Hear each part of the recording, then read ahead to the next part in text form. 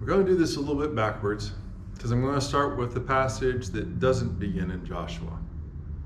We're going to be looking at Psalms beginning in chapter 25 with verse 1, reading verses 1 through 7. To you, O Lord, I lift up my soul. O my God, I trust in you.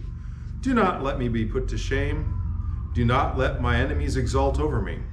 Do not let those who wait for you be put to shame. Let them be ashamed who are wantonly treacherous. Make me to know your ways, O Lord. Teach me your paths. Lead me in your truth and teach me, for you are the God of my salvation. For you I wait all day long. Be mindful of your mercy, O Lord, and of your steadfast love, for they have been from of old. Do not remember the sins of my youth or my transgressions. According to your steadfast love, remember me, for your goodness' sake, O Lord.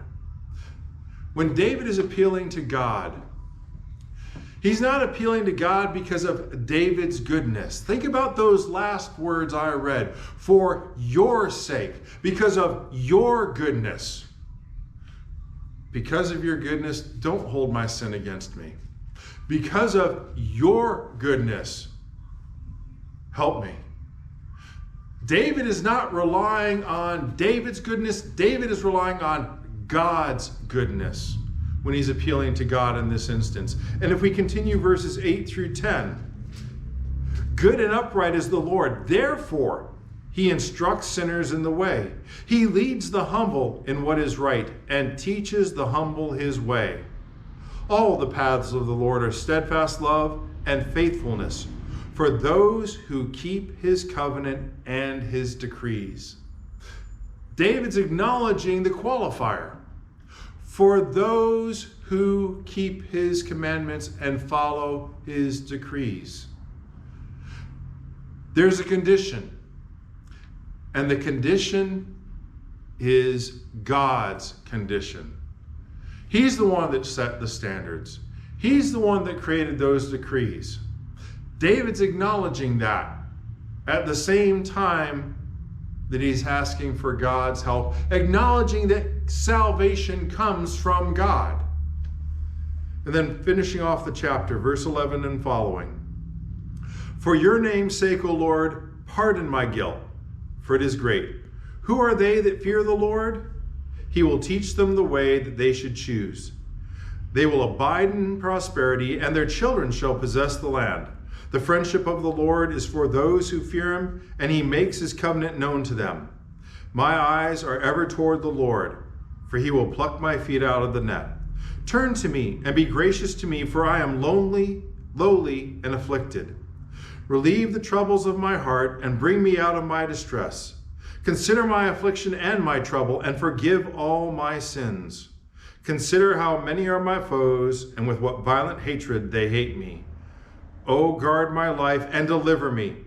Do not let me be put to shame, for I take refuge in you.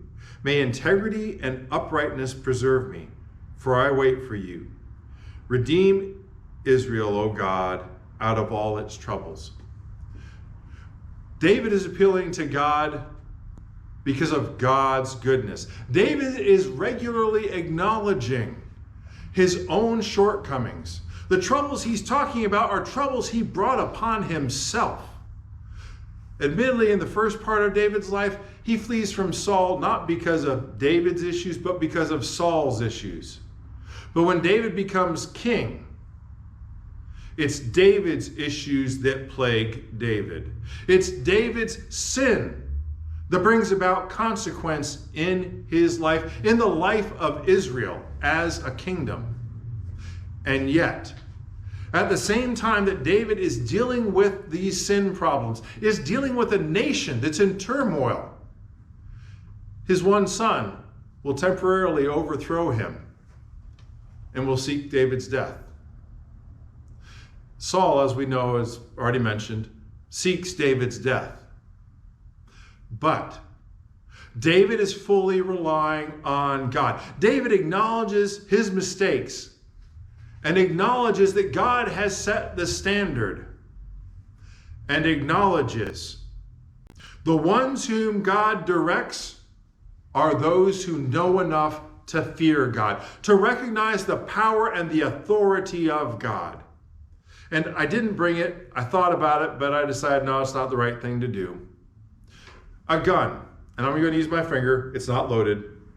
A gun is a very powerful and deadly thing. For that reason, I don't take the gun even when I know that the magazine is not in it and I know that there is no ammo in the chamber. I will still never take that thing and point it back at myself. I won't point it at anybody else, even if I think 1,000% there is no chance there's a bullet in it. Because I'm human and I make mistakes. I don't want to make a permanent mistake with somebody and have that gun go off. Not because I'm in fear of the gun, but because I'm in fear of what it can do when handled wrong. It's deadly. And no matter what condition it's in, you need to always treat it like it's deadly. Because you don't want to be the one holding it when you make the mistake of not treating it that way and you die or someone you love dies. Because you failed to treat it with the proper fear and respect it deserves. And that's only a gun. We're talking about eternal death when we're talking about sin and we're talking about God. David uses the word fear for a reason. Not because he expects God to attack him. He expects God to respond based on who God is. He's pleading to God that God respond based on who God is. God and his steadfast love. God and his mercy is who David is appealing to, knowing full well who brought the problems upon David. David did. When David sinned and took Bathsheba, David brought problems upon himself and upon Israel. When David was arrogant and had the people counted, David brought problems upon himself and upon Israel. David understood the source of his trouble was David. And yet at the same time, he's not asking for a Pollyanna answer. He's asking for guidance and direction from God. Who does God guide?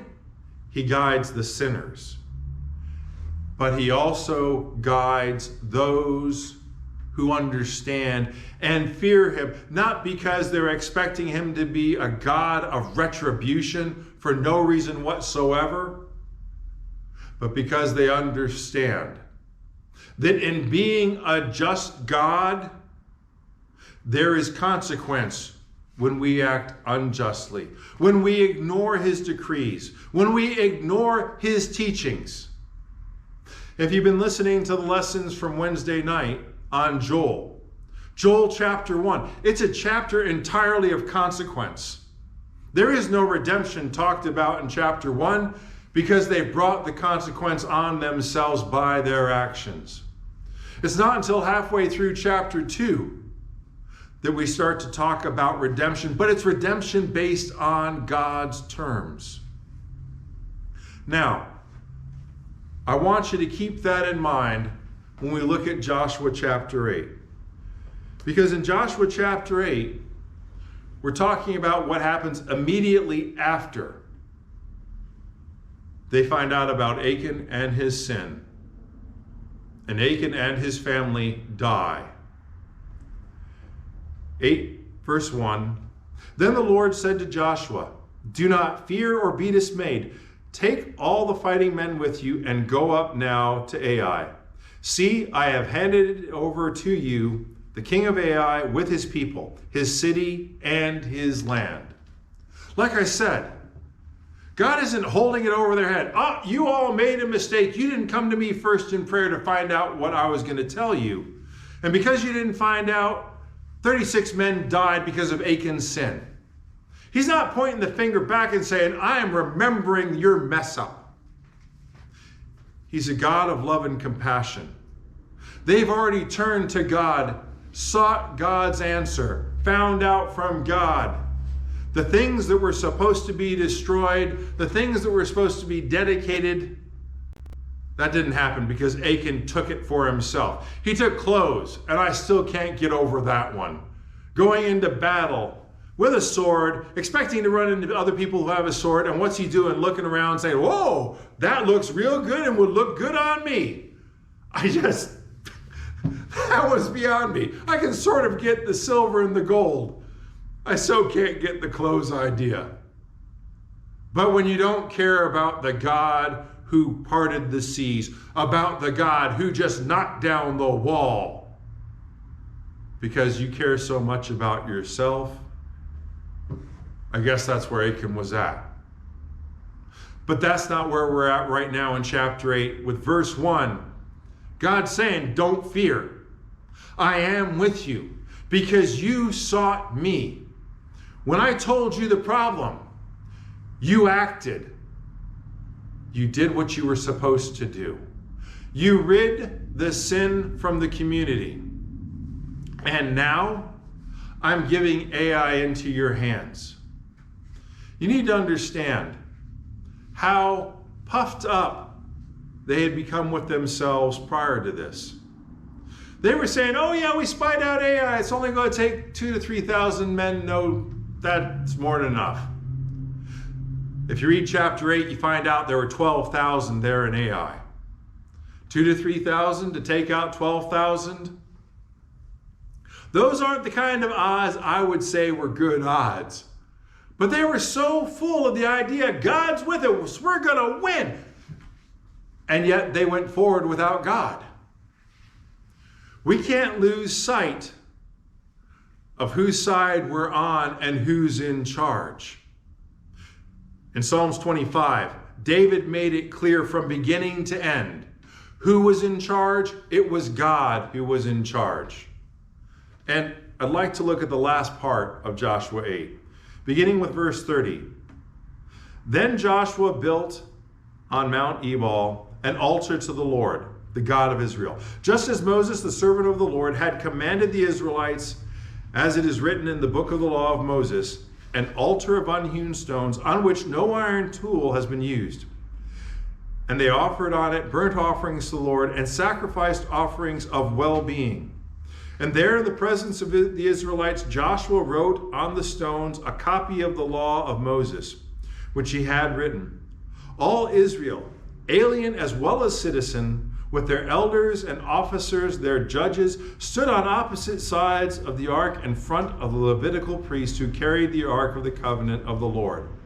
Half of them in front of the Mount of Gerizim, and half of them in front of Mount Ebal. As Moses, the servant of the Lord, had commanded at the first, that they should bless the people of Israel.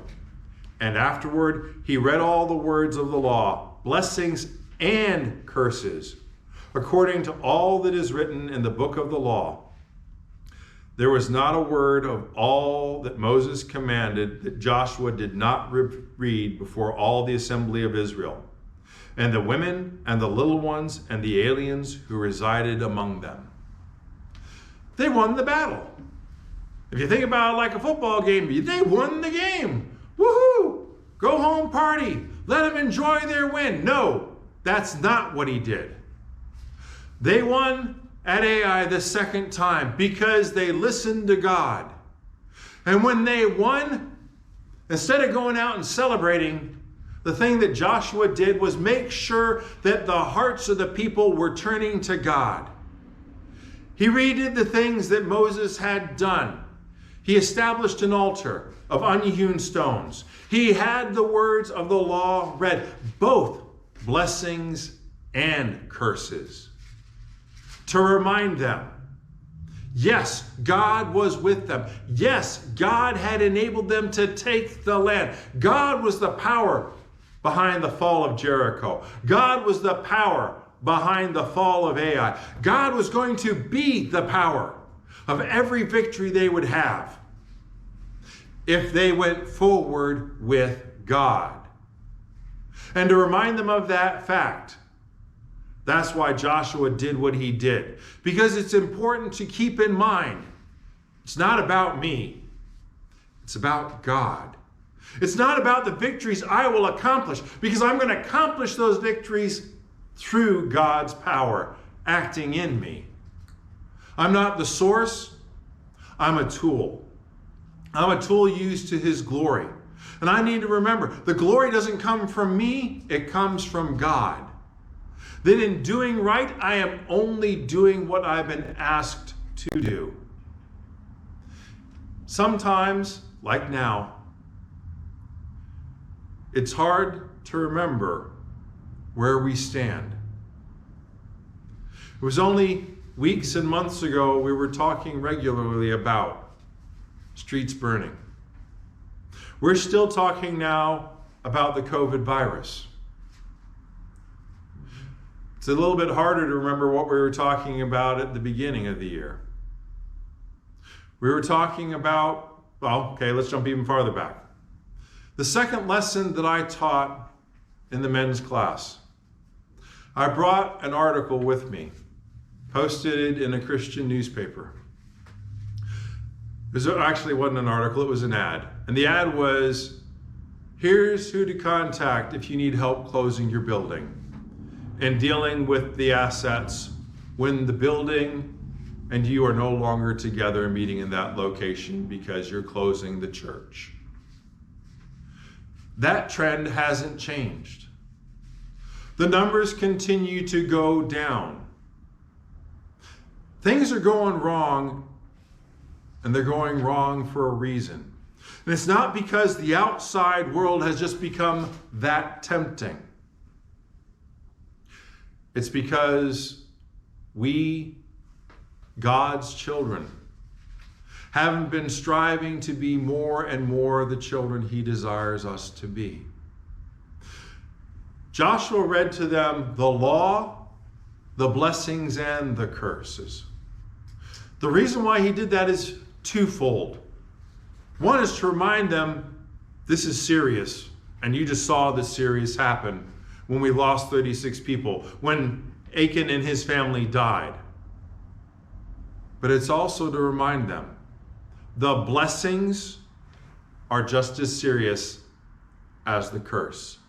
The power is just as serious when it's going the right way, and it can go the wrong way and be directed back at us when we forget who we are relative to God. Right now, I'm holding in my hand an itty bitty piece of plastic. It has 4 letters on it. TUIT. The 5th Sunday is a Sunday when Newberry Church of Christ tries to get more people to come. They encourage everybody to invite and invite and invite. And this particular 5th Sunday is a special 5th Sunday. It's called Someday Sunday. Because a lot of times when you talk to somebody about coming to church, someday I'll come. Well, this is Someday Sunday coming up. One day I'll get around to it. Everybody who comes this Sunday is going to get a little round to it. Yes, one of the problems of the church today is we're not inviting the way we should. We're not talking to people about God because we're afraid of what they'll think of us. We're not talking to people about relationships because we don't want to meddle. We're not talking to people about parenting much because, that's negative and it's all going the wrong way anyway. Go buy the book. When we don't live by God's standard, our marriages are just as messed up as those in the world. The statistics say something along the lines of 50% of the marriages in the church end in divorce. I can't tell you how accurate that is. I can't tell you if that's talking about somebody's first, second, third, or fourth divorce. What I can tell you is when I took the time to think about the people I've known over the years, Unfortunately, that statistic's too true. And some of those people were my good friends. And when I think about children that grew up as part of the church, meaning their parents were members of the church, they grew up in the church. The first congregation I was a part of, outside of my brothers and sister, I can count on one hand the number of kids that are adults today that have remained faithful, and I would have fingers left over. I can count on one hand the next congregation that we attended, how many of those kids remained faithful? And that answer is 0. I can count on one hand the third congregation we attended. How many of those kids are faithful Christian adults today and have fingers left over? We're not in a positive time relative to the condition of God's people. It's not just that churches are closing.